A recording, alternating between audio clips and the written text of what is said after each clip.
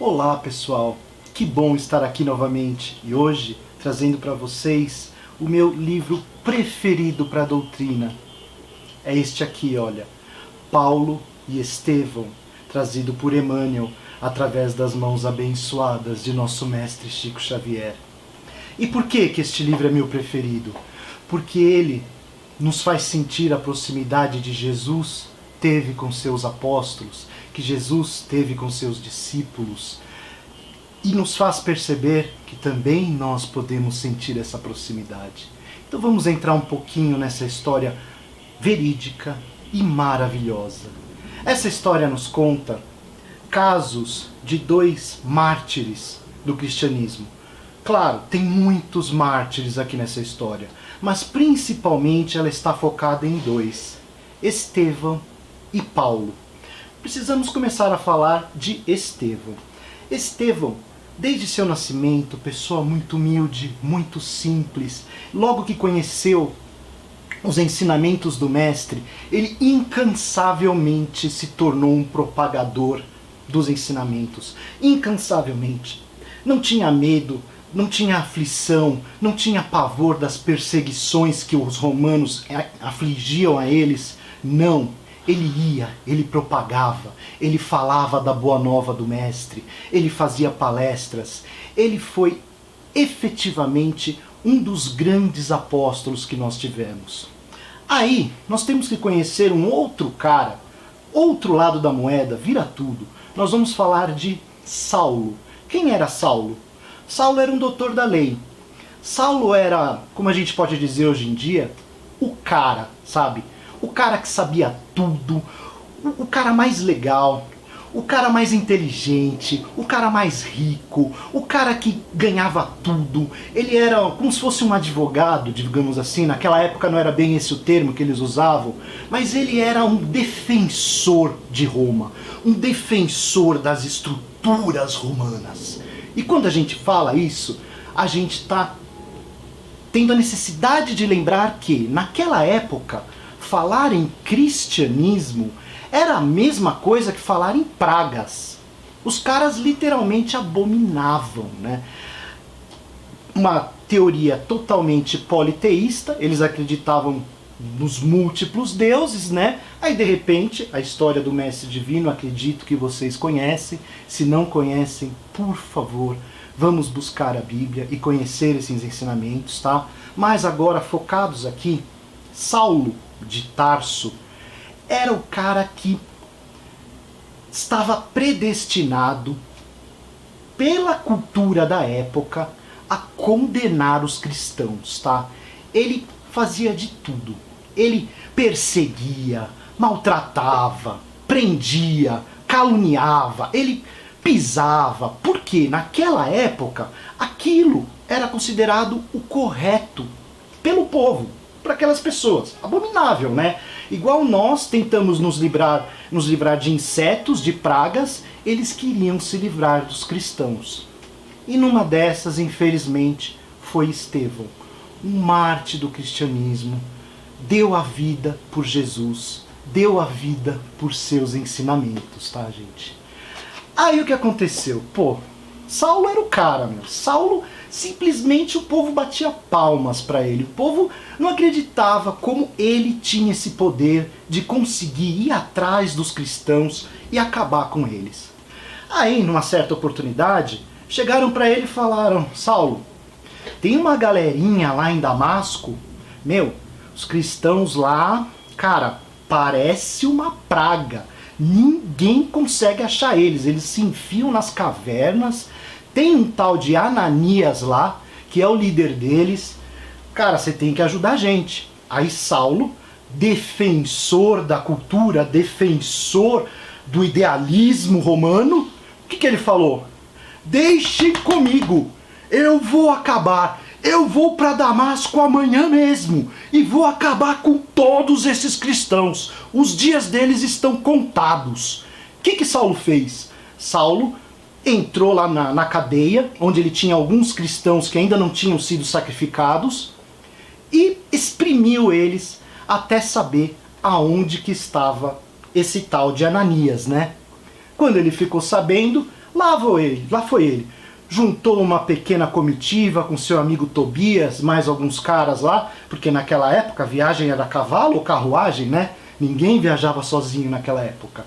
E partiu rumo a Damasco para acabar com a praga cristã naquela cidade. Então estamos no caminho de Damasco. Lá está ele, caminhando firme e forte, conduzindo seu cavalo, quando de repente uma luz intensa apareceu sobre ele. Uma luz brilhante, uma luz enorme, uma luz que ofuscou seus olhos, cegou sua vista, fez ele cair. Quando ele caiu, ele gritava: Tobias, me acode, me ajuda! Onde eu tô, Tobias? O que está acontecendo? Eu não consigo ver nada! E os seus amigos, Tobias, não sabiam de nada. Eles só não conseguiam ver nada. Eles só sentiam uma luz intensa que simplesmente se colocou à frente dele.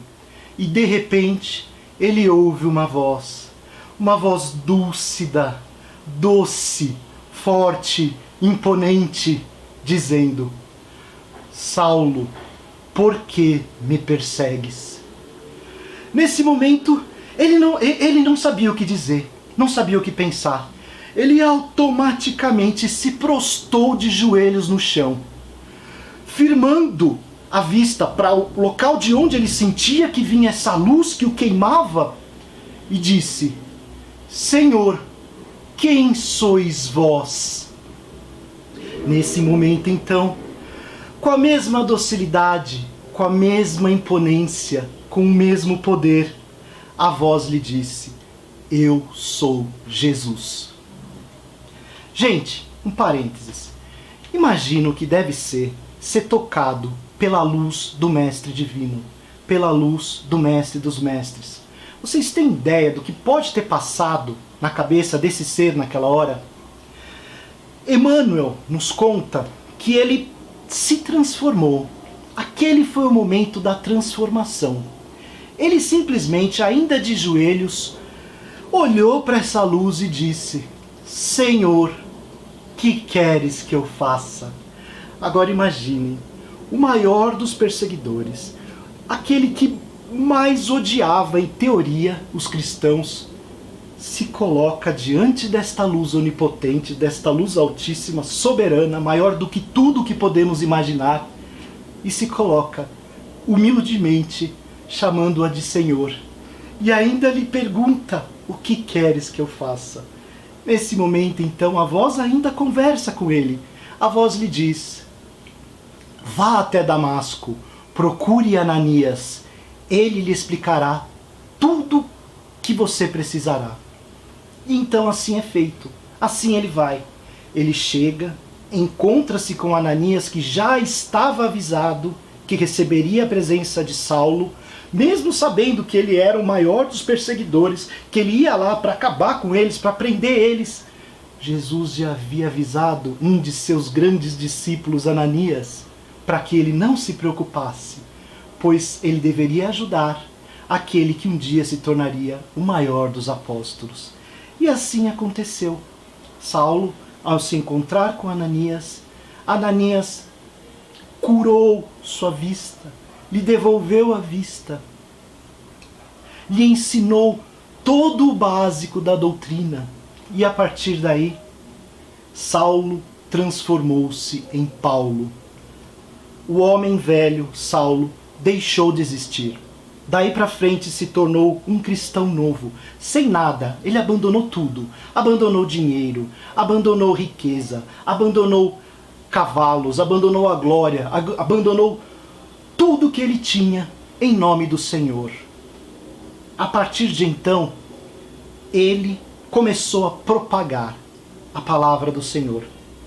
Ia para todas as cidades, ia para todos os povoados. Lá ele montava uma Igreja do Caminho, se essa não existisse. Sim, Igreja do Caminho era o nome que a igreja utilizava. A igreja dos primeiros cristãos recebia esse nome, criada por Pedro e conduzida por Paulo e por tantos outros apóstolos que Jesus os criou durante sua pequena jornada de 3 anos. A partir de então, sempre que ele chegava num povoado, ele recebia notícias dos outros povoados que ele passava.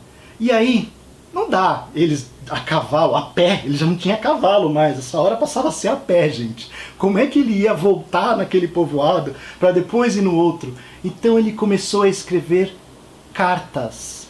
E é nesse momento que eu entro com o porquê que eu gosto tanto desse livro. Antes de ler esse livro, quando eu li a Bíblia, eu só queria ler o Evangelho. Eu não entendia mais nada, sabe? Era difícil, eu não entendia Tessalonicenses, Coríntios 1, Coríntios 2, eu não entendia nada. A partir do momento que você ler este livro, você vai absorver que foi Paulo quem escrevia essas cartas a essas pessoas. E aí você vai começar a entender que a partir do Novo Testamento, depois do Evangelho, praticamente quase tudo foi Paulo que escreveu, através de cartas, pregando, conduzindo, falando da palavra do Mestre e nos deixando tantos ensinamentos tão maravilhosos. Por isso, eu convido vocês a lerem também este livro e, consequentemente, pegarem a Bíblia e vasculharem ela. Não estou falando para vocês pegarem e ler toda a Bíblia de uma vez. Quem fizer isso, ótimo, maravilhoso. Mas tentem entendê-la melhor e vejam, principalmente o Novo Testamento, tá? Essa história não tem nada a ver com o Velho. Um dia a gente fala de algumas histórias que trazem pra gente o Velho Testamento. Hoje não. Hoje vamos ficar focado nos dois maiores mártires do cristianismo que nos fizeram entender tão bem e nos trazer um pouquinho da proximidade do Mestre Jesus, nosso Mestre Supremo. Pessoal, espero que tenham gostado. Se gostaram, já sabe, like, vamos compartilhar, vamos fazer isso crescer, vamos fazer com que as pessoas de coração voltem a ter interesse pelas leituras, tá? E não podia ser diferente, né? Preciso mostrar a vocês o meu livro, 7 Luas. Pessoal, quem puder colaborar, nos ajudar, procurem por ele. Foi escrito para você, com muito amor, com muito carinho. Que as bênçãos de Deus caiam fundo em cada um de vocês. Um enorme beijo no coração de cada um.